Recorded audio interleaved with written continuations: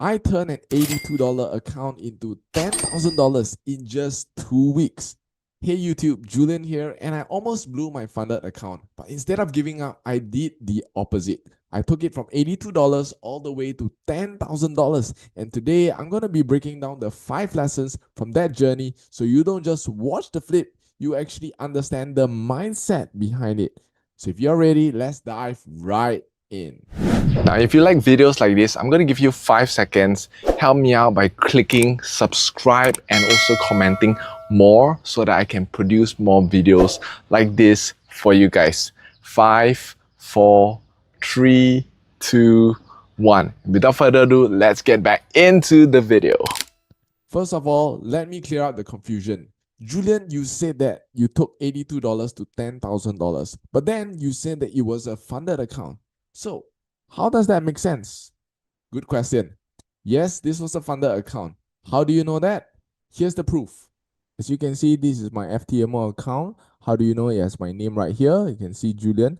This also says that it's an ongoing active account. And how do we know that this account was actually funded account? How do you know that? Because the reward day says that it's available to claim in 6 hours. In actual fact, you can only get a payout if it is a funded account. So you can see right here, reward ratio 80-20, so on and so forth. You can see the max loss here is $10,000 and I went all the way down to minus 9.9% before I brought it back up, as you can see in the equity curve right here.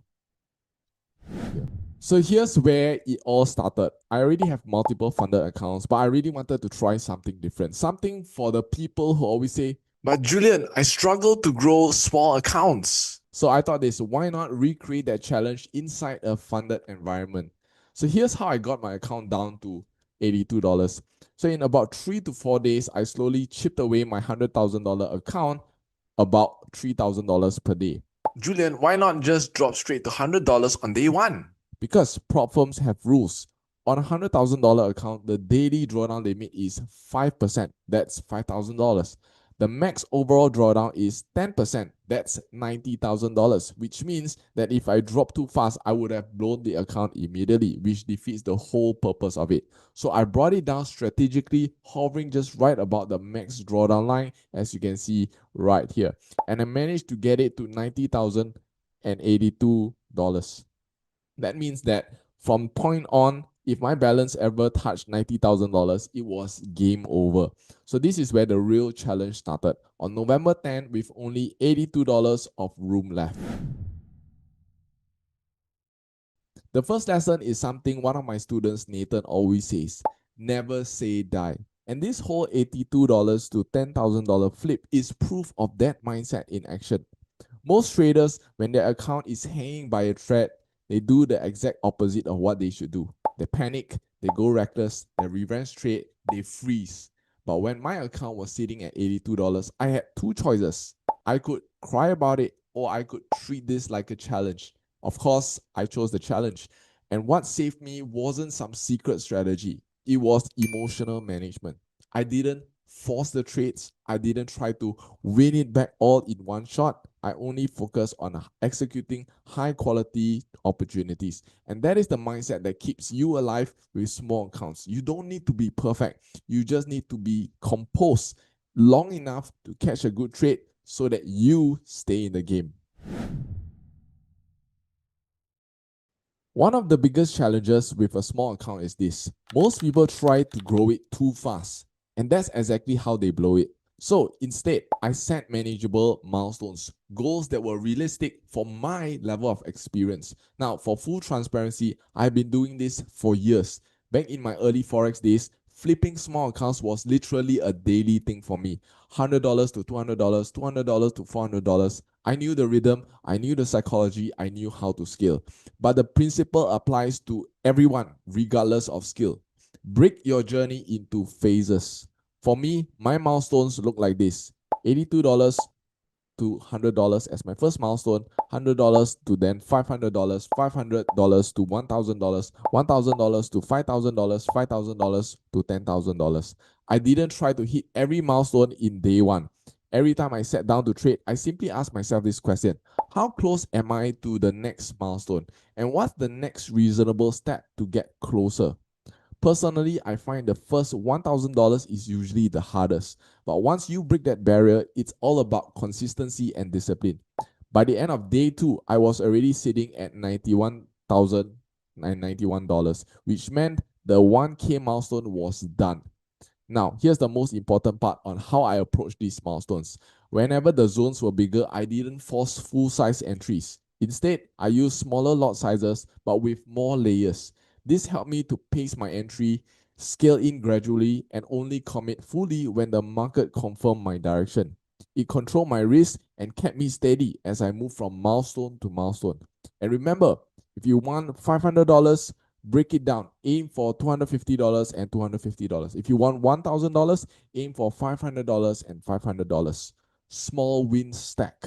Small wins build momentum, and momentum builds confidence. That is how you grow small accounts without blowing them. So this was one of my biggest keys to the entire flip. When the account was tiny, I allowed myself to take bigger risks. Below $1,000, I was aiming for a 10 to 20% risk. Above $1,000, I was aiming for 5% risk. Above $5,000, I scaled it down to 1% risk. Why? Because when the account is small, I'm willing to take that kind of hit. And more importantly, I have the skill set to handle it. But let me be real with you. Taking bigger risks doesn't mean that I don't make mistakes. On day 3, I messed up. I ended up with 105 trades that day, and these 105 trades were mostly layered small size entries. A few of the setups went against me, and because of my higher risk during that lower tier phase, some of those losses hit harder than I wanted. Most people would spiral at this point, panic, revenge trade, try to force the account back up. But here's the second part of lesson number 3. If you're going to be using a higher risk, you must have the discipline to slow down when things go wrong. I didn't fight the market. I didn't try to instantly win back what I lost. I reset. I waited for a high quality trade. I used those clean setups to recover the losses, and that is the only reason I ended up day 3 with a profit of $199 instead of blowing the account completely. Risk is like a weapon. If you don't know how to use it, it will hurt you before it helps you. Higher risk only works if you understand your setup, you stick to your plan, you know when to stop adding layers, you know when to accept loss and move on, and you have the emotional control to pause after a mistake. Most traders want high risk, but they don't have the discipline that the high risk demands. That's why I always say, if you are new, do the opposite. Start with a smaller risk. Increase your risk only after you hit certain milestones and only when you have proof of consistency. Risk is not about being brave. Risk is about being prepared. So if lesson 3 was about protecting the downside, lesson 4 is about letting the upside do the heavy lifting. A lot of traders try to flip accounts by forcing big trades. I didn't do that.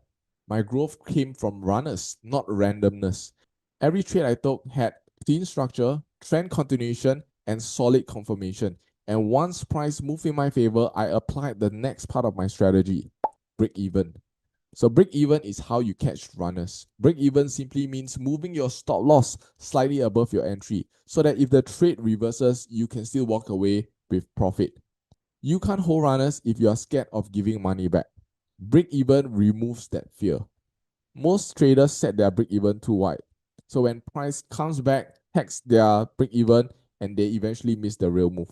I keep mine tight, about 10 pips. But I only activate it once the trend is clearly moving my way. That balance gives me protection and room for the move to unfold. Another key here is this. I only take high quality setups that give me at least 1:2 risk to reward. With a small account, you can't waste trades. If a setup didn't offer a meaningful reward relative to the risk, I would skip it. High quality trades and a tight break even would be the perfect combo to catch moves that actually matter.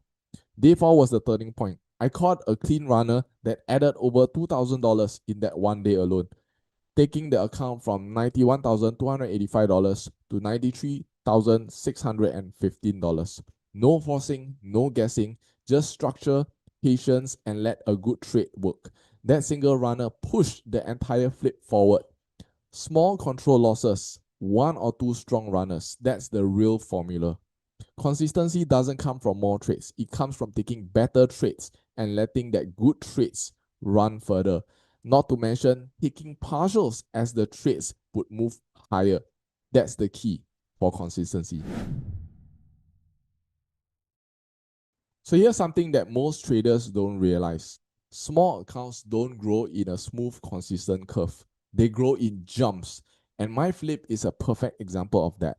The early phase from $82 to around $5,000 would feel really slow, unstable, and emotional. You are fighting for every dollar. You are rebuilding that confidence. You're trying not to get stopped out of the game entirely.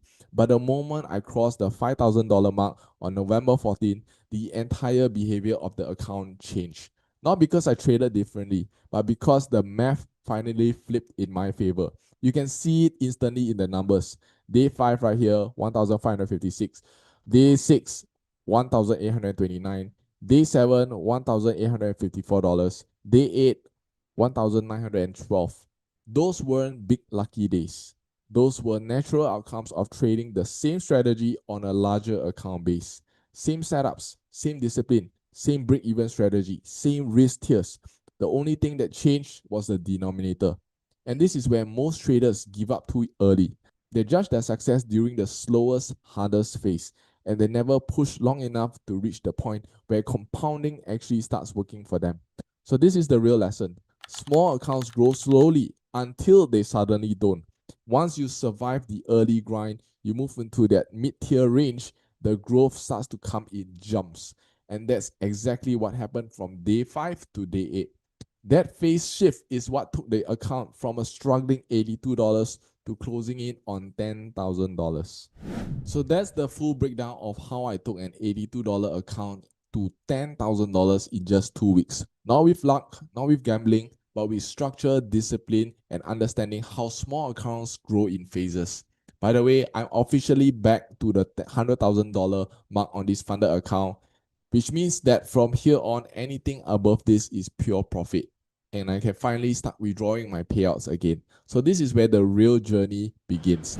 Future Julian here, and as I was editing the video, there's something else that just came out that I wanted to show you guys. So let's check. This is a FTMO cert. You can see this is one of my students who actually passed the verification, which means that after this, he will be getting a funded account. And you can see this is today's date. He actually just passed it.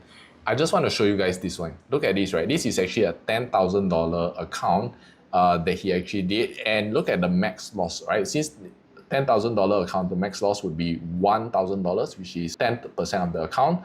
He actually went all the way to minus 9.9% or $997.96, which means that he was $2 away from blowing account. He went all the way to profit $500 as well, which means that he actually not only recovered back this $1,000 loss, he also profited $500, right, to essentially pass the problem challenge. So guys, essentially, this is even better than what I did. I grew the account from $82 to $10,000. He actually took an account from $2 and grown it to $1,500. So in terms of percentage-wise, he did actually a better job than me. But what I'm going to share with you is this. The 5 steps that I shared with you just now, it is actually a replicable process. It is all the things that I've been teaching you guys. Same thing, my student took it and applied it, and he was able to grow the account back. Right now, I don't expect you guys to start off with a so small amount, right, or even blow your account, right, until it's just left with a little bit before growing it back again. But I want to say that if you follow the 5 lessons that we just shared, you are able to grow that small account into something bigger. So with that said, back to you, Julian, from the video. Bye-bye. Now, if this video has helped you, help me out by hitting the like button, because it tells the algorithm that this content is worth pushing out. And if you want to also challenge yourself, don't aim to flip $100 into $10,000 recklessly. Instead, take a small amount, $50 or even $100, try applying these 5 lessons with discipline. Aim to hit your milestones, control your risk, aim for a high risk to reward. Treat every trade like it matters, because if you can manage a small account properly, I can assure you that you can definitely manage a big one as well. Small account discipline is the training ground for the real big capital out there.